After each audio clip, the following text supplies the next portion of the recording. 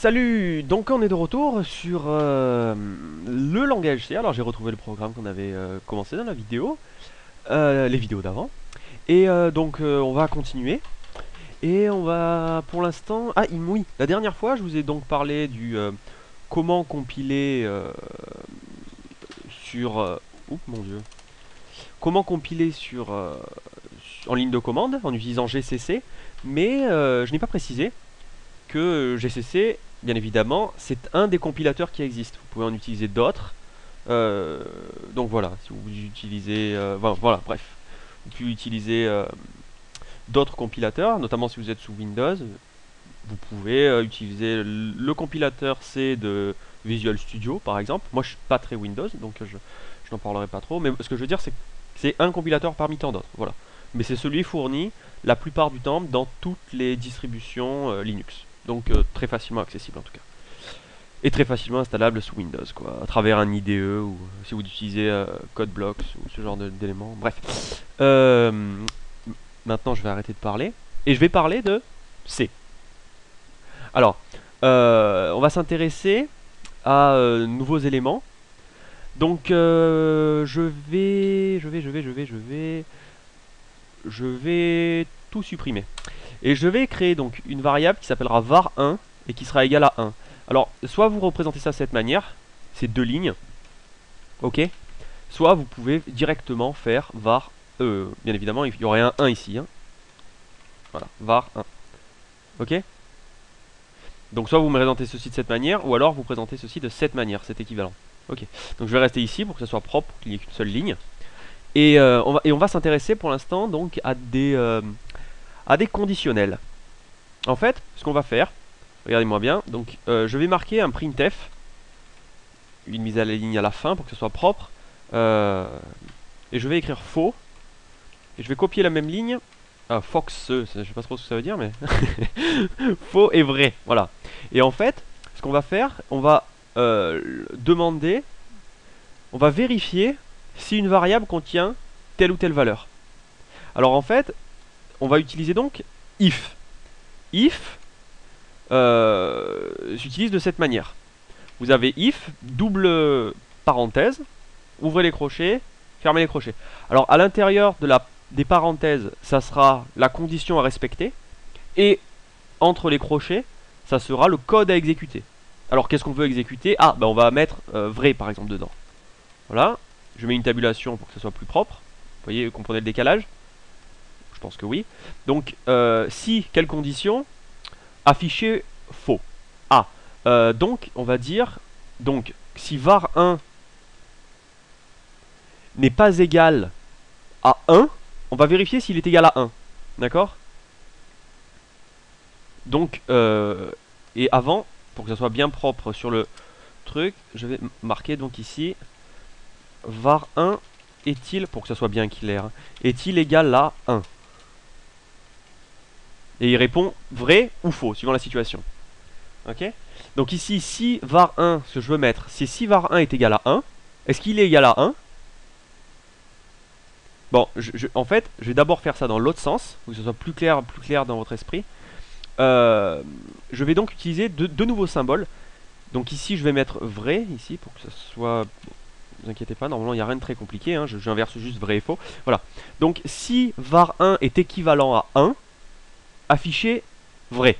D'accord? Tout le monde suit? Ok. Var1 d'ailleurs, ici j'ai mis un espace. Voilà. Donc ici, pour équivalent, c'est d'un double égal. Alors, un double égal, ne pas confondre avec un égal. Hein. Ça n'a rien à voir.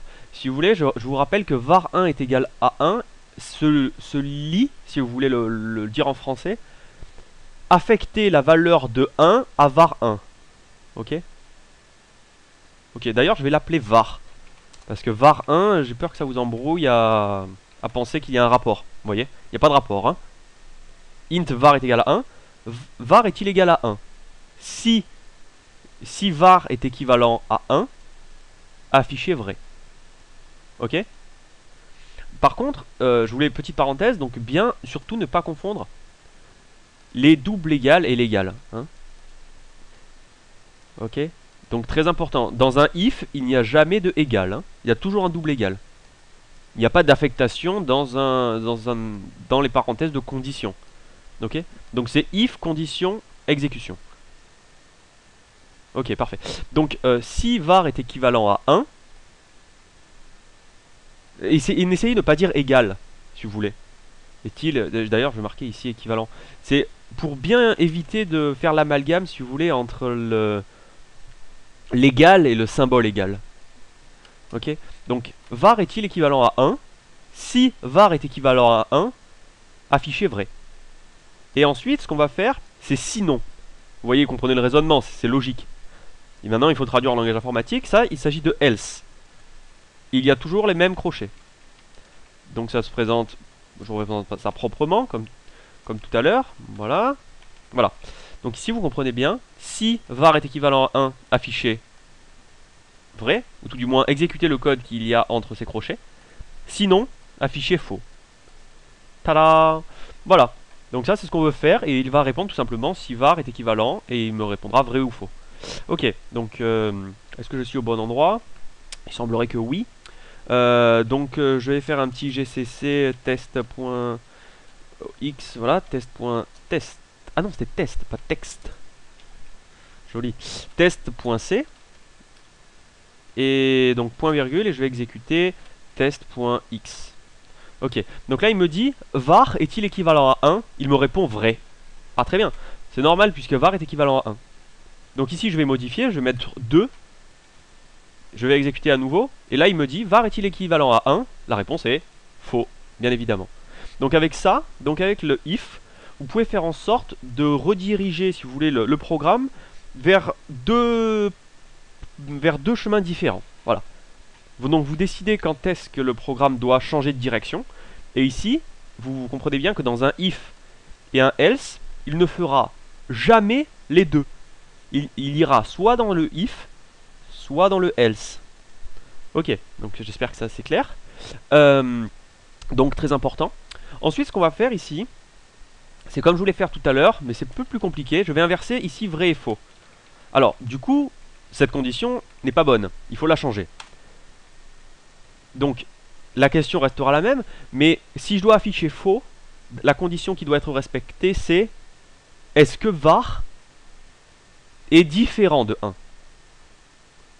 S'il est différent, affichez faux. D'accord? Donc, on va mettre ici, si var est différent, ça s'écrit point d'exclamation égal. Si var n'est pas égal à 1, donc c'est les deux syntaxes, soit double égal pour équivalent, soit point d'exclamation égal pour est différent. Ok? Donc la logique, var est-il équivalent à 1? Si var n'est pas égal à 1, affichez faux. Sinon affichez vrai. Alors vous pouvez utiliser, comme je vous ai voyé, toujours de deux manières différentes, le if et le else. Vous pouvez les alterner, et en fonction, c'est plus ou moins simple dans certaines situations.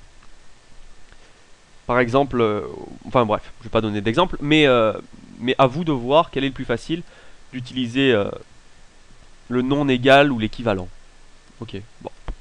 En tout cas, voilà, on va vérifier que ceci fonctionne. On va nettoyer l'écran, recompiler. Var est égal à 2 ici, je vous le rappelle. Hein. Var est-il équivalent à 1? La réponse est faux. Faux, il n'est pas égal à 1 parce qu'il est égal à 2. Je mets 1 ici, j'enregistre, je réexécute. Je recompile et je réexécute. Bien évidemment, vous comprenez tous cette ligne. Hein. Voilà. Var est-il équivalent à 1? Ah bah oui. Magnifique. Donc en fait, là, je vous ai montré donc le if et tous les codes de condition que vous pourrez réutiliser ailleurs. Ces éléments-là n'est pas égal à ou équivalent à, double égal, peuvent être réutilisés dans d'autres situations.